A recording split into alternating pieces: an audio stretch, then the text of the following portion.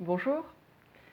La semaine dernière, je vous parlais d'un point de blocage que j'avais rencontré en russe et je voulais refaire un point là-dessus avec vous pour vous expliquer ce que j'avais fait depuis par rapport à ce point. Et j'ai réussi à le dépasser. Et concrètement, qu'est-ce que j'ai fait? Donc, pour vous donner l'historique, c'était par rapport à une série sur Duolingo. Euh, il y avait des erreurs que je faisais et je ne voyais pas pourquoi.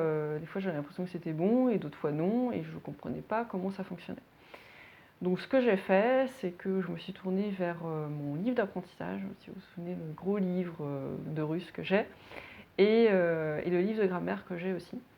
Et ça m'a donné l'explication en fait du fonctionnement de ce point-là, et ce qui m'a permis de comprendre pourquoi, en tout cas, je faisais des erreurs. Alors je ne dis pas que je le maîtrise maintenant, hein, c'est pas vrai, mais au moins quand c'est faux, je sais pourquoi c'est faux. Donc ça m'a beaucoup aidé.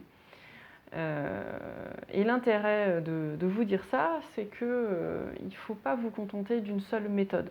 Moi, je lutte beaucoup contre les méthodes uniques, parce que d'abord, tout ne parle pas à tout le monde, hein. Il n'y a pas la méthode miracle qui va fonctionner chez tout le monde. Et en plus, en fonction des supports que vous utilisez, vous ne travaillez pas de la même façon, vous ne travaillez pas les mêmes points linguistiques. Donc c'est bien de varier un minimum.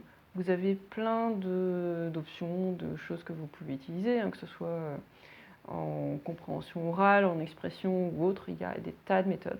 Si vous êtes suivi par un formateur, c'est aussi son rôle, hein, de vous apporter tout ça.